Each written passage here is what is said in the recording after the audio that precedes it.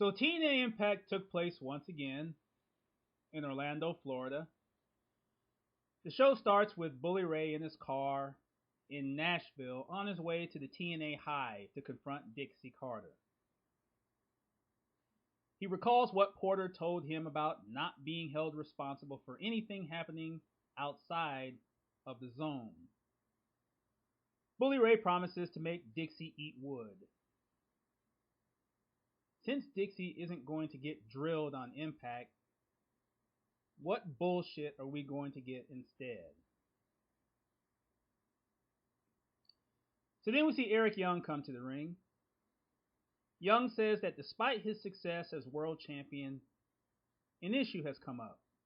He says that even though his physical readiness is not at the maximum, he wants to defend his title each week as he has vowed.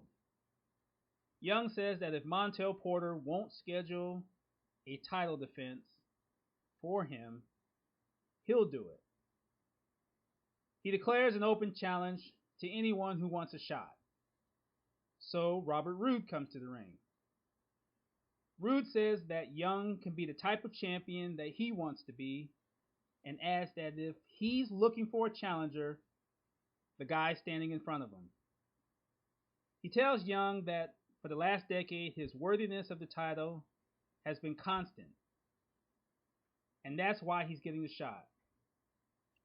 Young says that Roode had his chance last week and got pinned.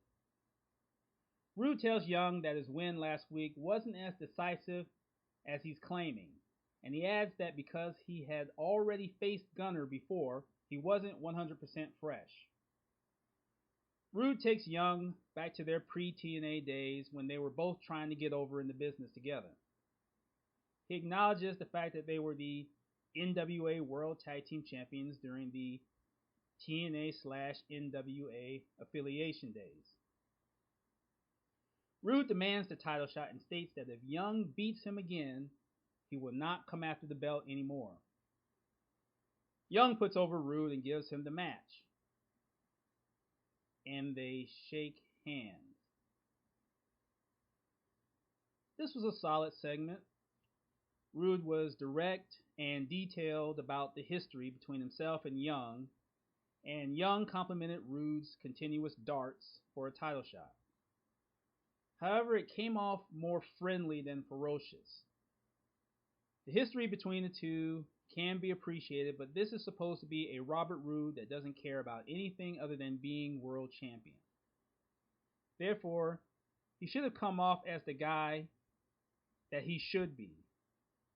Someone who wants to carve up Young and take the title because he's the best in the world. Instead, we have a Robert Roode that is going to give up wanting to be world champion if he loses. That's not him. And that shouldn't happen. So then we have Eric Young and Montel Porter backstage. Porter tells Young that as much as he likes a champion that has a dick, he can't schedule his own title defenses. Porter voids the title match. Young says that the champion should be allowed that luxury, but Porter tells him that he has to be seen as the guy who respects procedure, so that everyone else can follow. Young brushes him off and repeats his desire to put the belt up, but Porter takes his voice up and tells him that he should chill on the weekly title defenses. Porter says that Young will defend the title at Slammiversary against someone that he's never been in the ring with. So Young reluctantly agrees and leaves. Porter looks at him, and then he displays this smirk. Here's yet another example of TNA telegraphing. The facial expression that Porter displayed just gave away the obvious. And we would see that happen later. When are they going to learn? So then we had an evening gown match. The Beautiful People versus Madison Rayne and Brittany. Okay match, wrestling wise. Otherwise, Brittany loses her gown and leaves. Velvet loses her gown and helps Madison in the process, then acts like she doesn't want anyone to eyeball her, even though this is the same chick that straddles the middle rope with her ass up in the air. Madison loses her gown after Angelina sprays her in the face because of Velvet, quote, nothing under my towel but not showing shit distraction, which causes referee Brian Stifler to look like a 12-year-old that's never seen tits or anything else before. The winners of the quote unquote match, the beautiful people. This was exactly what it was supposed to be, a female entertainment spectacle. Wrestling served no relevance here, and that's part of the problem.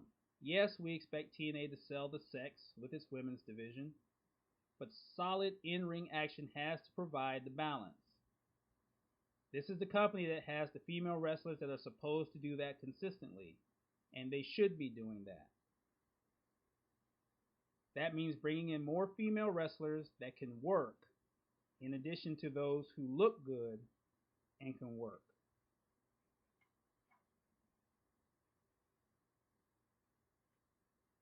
Bully, Bully Ray started this show with his car trip en route to the TNA Hive to put Dixie through the wood. This was the first segment of another long, drawn-out piece of shit on-location crap fest. Bully Ray shows up at the Hive with his mind focused on drilling Dixie, but instead of searching for her, he's more concerned with her mindless drones, with her monotone chant. He temporarily converts them to his side, and then after he leaves, they realize who signs their paychecks. What did this shit accomplish? Nothing. Bully Ray's on his way to Dixie's house, but did the previous garbage advance anything? No. This was shit. But of course, next week comes another truckload. So then we see Bram and Magnus backstage. Bram tells Magnus that he's a part of the roster now, courtesy of Montel Porter. And he adds that he's convinced Porter to put Magnus in the match against Jeff Willow. Magnus questions the decision, and Bram says that Magnus has to become a wild boy again. Magnus also finds out that Bram will be at ringside to monitor the situation. Bram has been solid so far in regards to his initial impression, but why would Magnus act so afraid of him?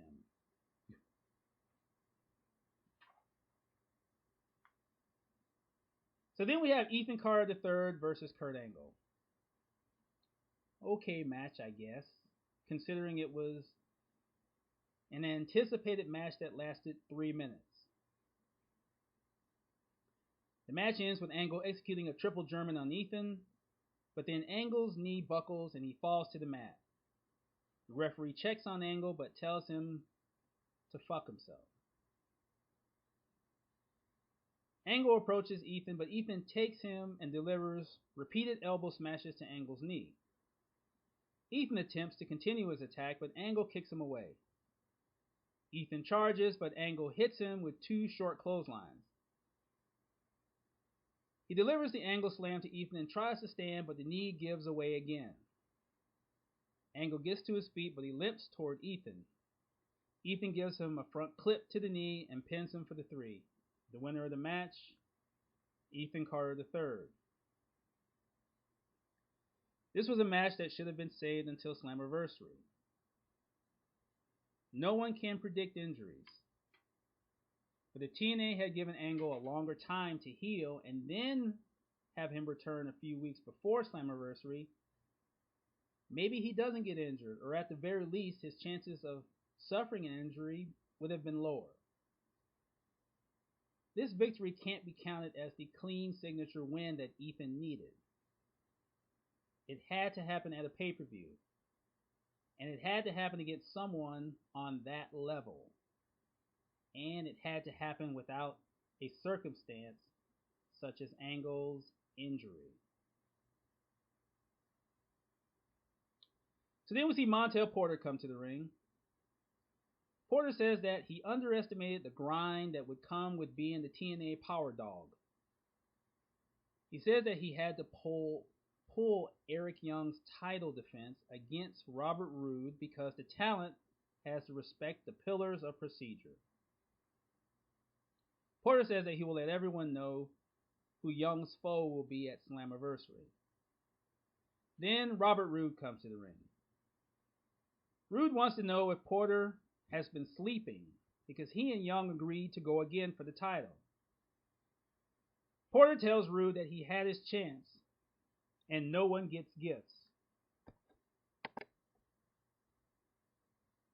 Roode says that he's entitled to getting gifts because he earned it by busting his ass to be the best for the last decade in the company. He points out that Porter wasn't even in TNA to see all that. Roode insults him, and Porter decides to smother the talk. He attempts to leave, but Roode lets him know where he can go. Porter warns him, Roode shoves him, and they start going. The referees, the dynamic duo, and others separate them. The segment was decent, and storyline-wise, it would make sense, considering that Roode would eventually be ordered to leave the building. The mix-up with Roode gave Porter a reason to get rid of him, so that it would allow what would eventually happen to happen. So then we had a ladder match for the World Tag Team Championship. The American Wolves defending against the Glorified Jobbers. Solid match. The match ends with Davey Richards coming off the top rope with a double foot stomp on Robbie E, who is laid out on a ladder extending from the ring apron to the repositioned ring steps. Richards and Edwards go up the upright ladders in the middle of the ring in an attempt to grab the belts hanging over the ring. Zema Ion comes into the ring and climbs up the ladders on the opposite side. Richards and Edwards deliver headbutts and Ion, or rather to Ion. Then they toss Ion from the top of the ladders and he lands on the jobbers on the outside. Richards and Edwards grab the belts. The winners of the match, the American Wolves. The jobbers actually looked decent for once, and let that word be stressed again, once. The importance of this is that Robbie E and Mr. Duh were finally able to make Richards and Edwards look better than they already are in the matches between them.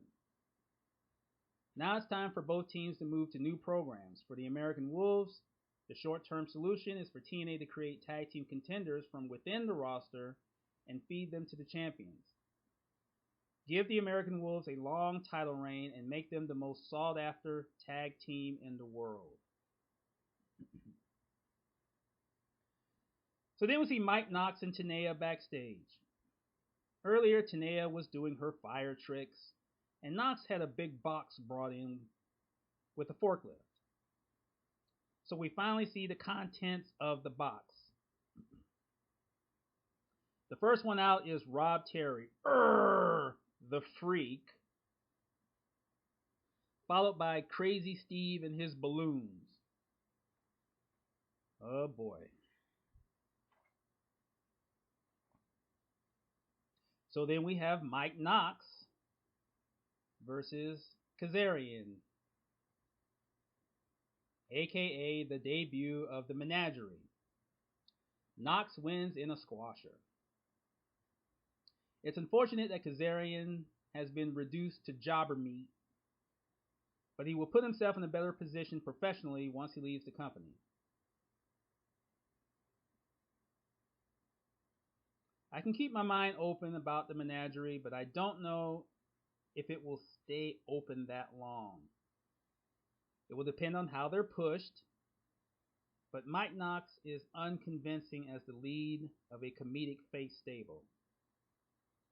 He should have returned as the former member of Aces and Eights, who is now on his own with his sister slash girlfriend Tna supporting him. Open mind for now.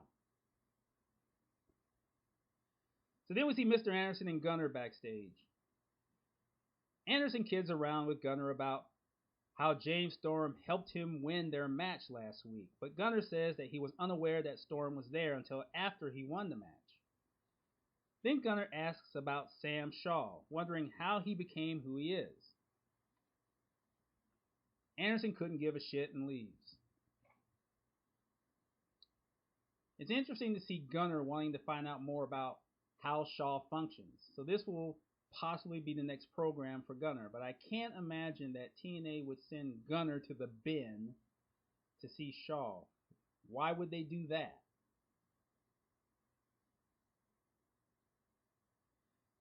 So then we have Magnus accompanied by Bram versus Jeff Willow. Decent match. The match ends with Willow delivering a reverse atomic drop, then following that with a leg drop and a front drop kick. Willow goes for a kick, but Magnus grabs his foot. However, Willow hits him with a spinning mule kick. He comes out of the corner with a cartwheel and then propels himself in the air, landing with a blow to Magnus.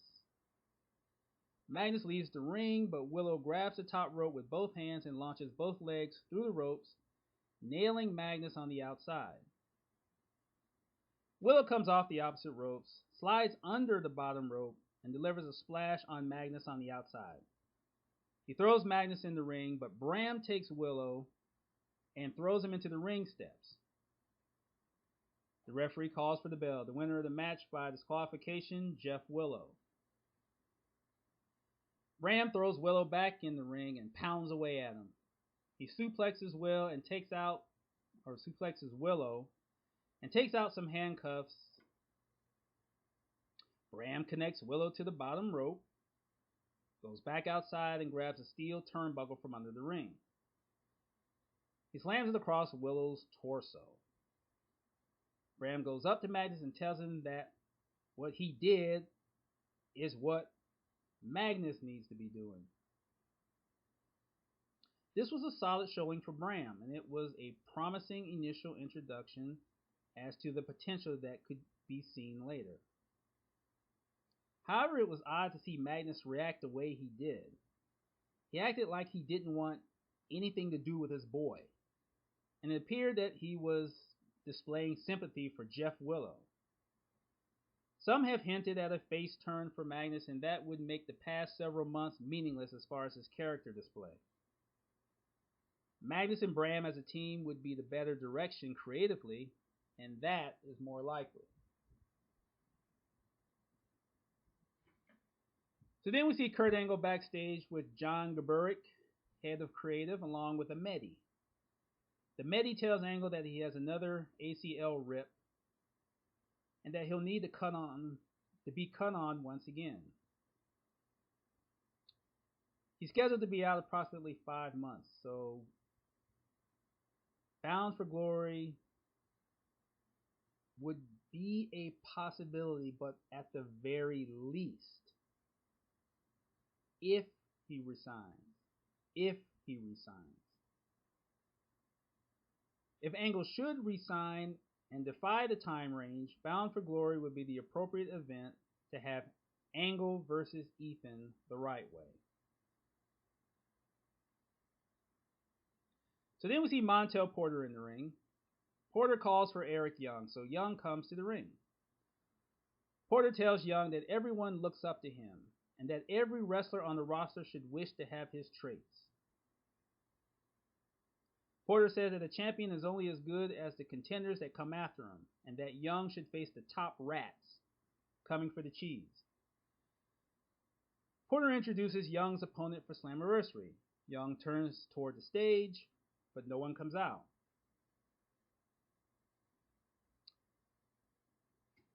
After a considerable pause,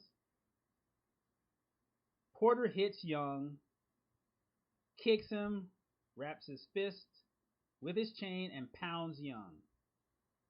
Porter tells Young that they'll meet at Slammiversary. Show ends. A little too soon, maybe. 2 months in as the TNA Power Lord, and the heel turn happens now. Not at Bound for Glory, now. Montel Porter wants to be the TNA World Champion, now. The problem here is that there wasn't enough establishment by Porter as the face authority executive to make this turn have more meaning. TNA couldn't contain themselves with this because the clues were clear. Do Porter and Dixie join up? If so, what becomes of the previous power struggle between them? Does it continue, or is there a merger? Whatever happens with this, there has to be better creative cohesion, and that has to happen now. I'm Tazmark 2002, and that was my TNA Impact Analysis for May 8th, 2014. If you're listening to me on YouTube, please leave your comments below. Click the like or dislike button. If you subscribe, I'd really appreciate it. If you're listening to me on the Wrestling News Talk Facebook page, leave your comments below and click the like button if you like what I've been saying. If you have any questions or comments for me about TNA or wrestling in general, you can get at me on Twitter, Tazmark2002, that's TAZMARK2002. And if your comments exceed the 140, get at me with an email, Tazmark2002@gmail.com. Be sure to watch the TNA Impact review that I do with Chuck P. live every Sunday morning at 11 o'clock Eastern Time on Chuck P's YouTube channel. And if you can't watch us live, you can always watch the archive. Decent show. Decent show.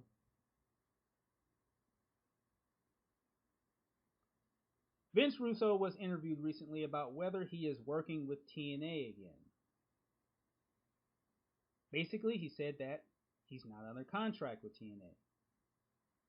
He also said that if he was working as a consultant for TNA, he's not going to say whether he is or isn't. Usually when a person is confident enough to say no to something and it's the truth, he says no.